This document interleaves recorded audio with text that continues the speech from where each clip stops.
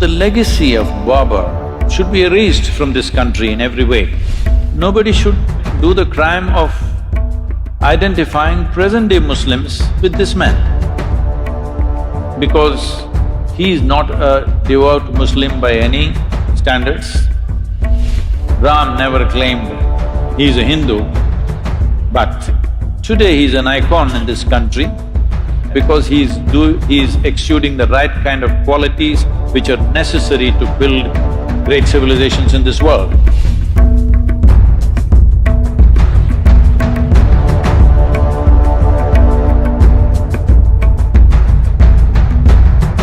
To give you some sense of what we are, two different dimensions of what it is and why we must be careful about what stand we take is, Ram is over 6,000 years ago.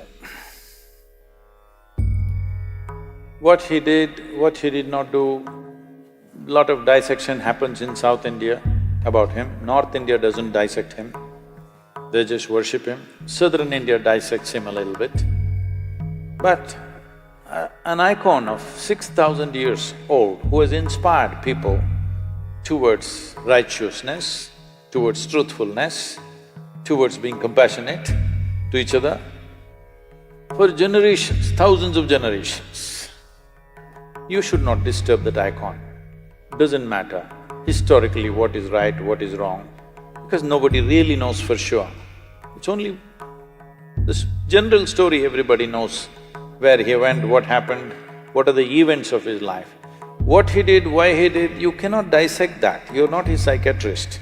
Somebody, I was in some Youth and Truth event, they're saying he was insecure.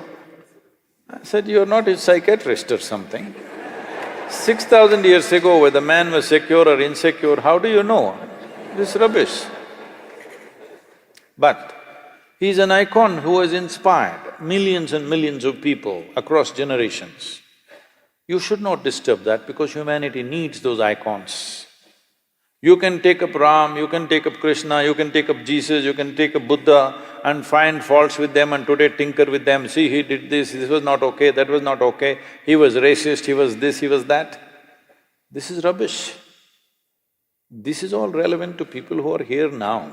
6,000 years ago, you want to judge him now? No. He is serving humanity as an icon. That icon should not be disturbed. What is he an icon for? He's an icon of stability, not impetus action. When action is needed, he is very decisive, but never reacts to anything. He is conscious action. Even if it's war, he will do war. Surrender, he will do surrender. Give up his kingdom, he will do give up his kingdom. But everything consciously in a balanced way. This is what we are worshipping him for, because he has a freedom of going through the drama of life, extreme drama in his life, but he goes through the drama effortlessly. He goes through the drama without reacting. He goes through the drama without any sense of angst or anger against anybody. When he kills Ravana, who stole his wife and causing havoc, he comes and repents for his death, that I had to do this. This is a kind of man, you don't disturb him. Well, at least that's a story, don't disturb the story. Geographically, was he born in Ayodhya? Yes. Was he born in this point? Come on, do you know in which point you were born? Hello? Forget about a man 6,000 years ago, you're still living. Do you know exactly at which spot your mother delivered you? I'm asking, does anybody know? No, so it's ridiculous argument. Now Babur. Babur is the third generation after Genghis Khan. This Mongol empire, Mongols, slowly the word Mongol became Mughal in India, it's Mongol. This Mongol empire expansion for a period of 90 years to 100 years killed over 40 million people. 40 million people. Of those times, it was nearly 10% of the world's population. Understand? 10% of the world's population, they killed not with a nuclear bomb, with swords, very energetic people. I'm saying it takes a lot of activity to kill 10% of the world's population, isn't it? Just with swords and spears. So wherever Genghis Khan went, he made a rule.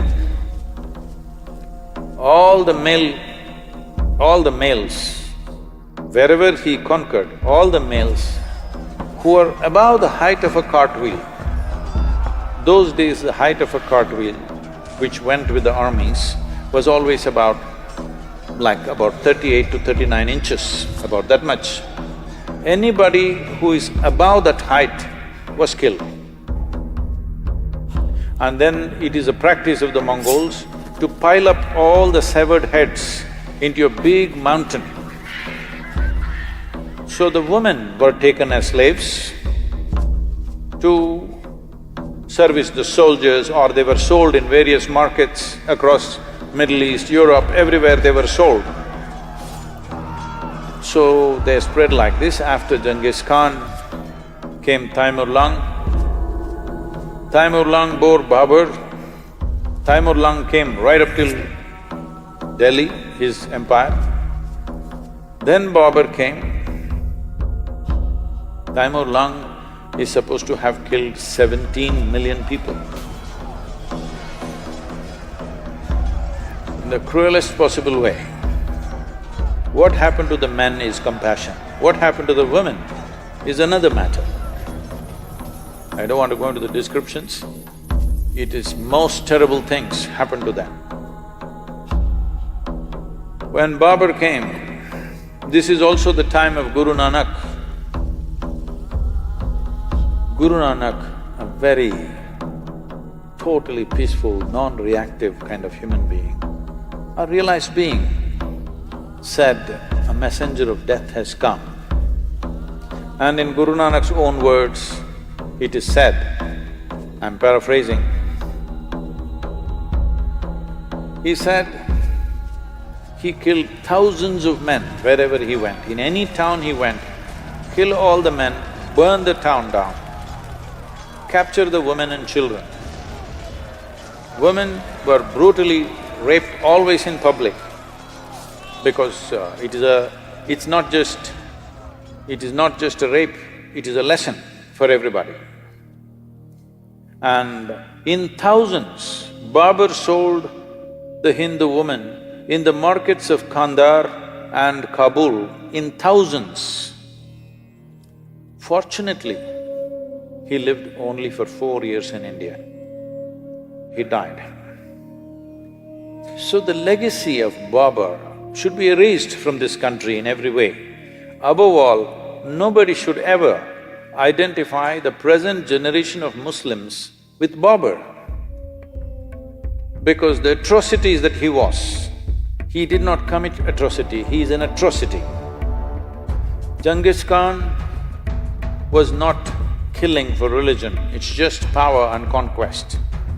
Taimur-Lang also largely conquest, slightly a religious tinge came, but Babur used the religious connotation very strongly, and it gave him more power to kill because he thought he was doing jihad.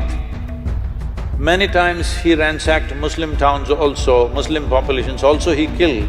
So he used religion very conveniently, according to his convenience. So him building mosques is not out of piety, not out of devotion, not for prayer. It is also an establishment of power. Whether it's a Hindu temple or a Jain temple, everything he broke. One prominent Jain temple he destroyed because in the cave what they had carved, the figures were naked, so he made sure the entire thing is destroyed. So this man and his legacy should be forgotten. Nobody should identify themselves with that, because that is not going to lead to a good future. And nobody should do the crime of identifying present-day Muslims with this man, because He is not a devout Muslim by any standards. He is not a devotee of any kind. He is a tyrant of the worst kind who very powerfully used the name of religion to impact wherever he went. It gave him a new level of authority which Genghis Khan did not have, because they did not use religion for conquest.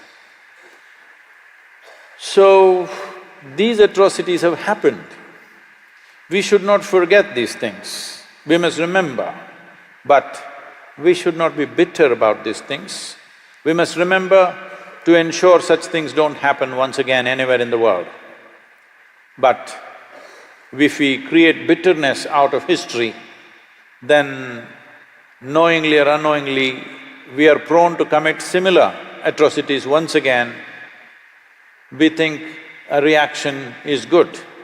No, a reaction is not any better than dastardly action. It's the same thing. So, Babur's legacy must go. Ram, don't see him as a religious person because he never said, "I'm a Hindu." Hello? Did he ever say, "I'm a Hindu"?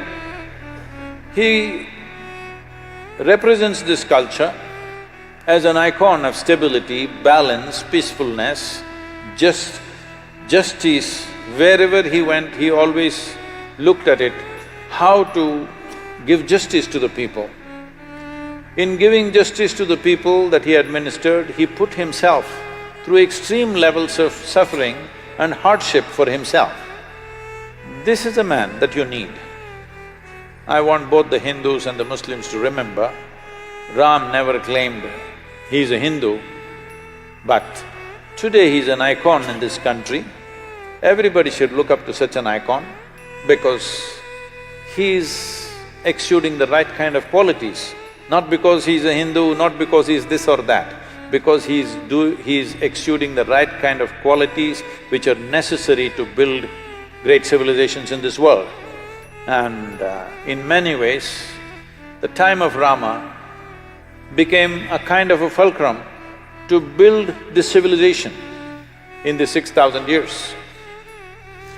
This is why even during the freedom struggle, Mahatma Gandhi went on referring to Ramarajya, the best administered and a just, absolutely just state means Ramarajya. Even today, when we say Ramarajya, we mean to say a very just and fair state, not an exploitative state, not a tyrannical state.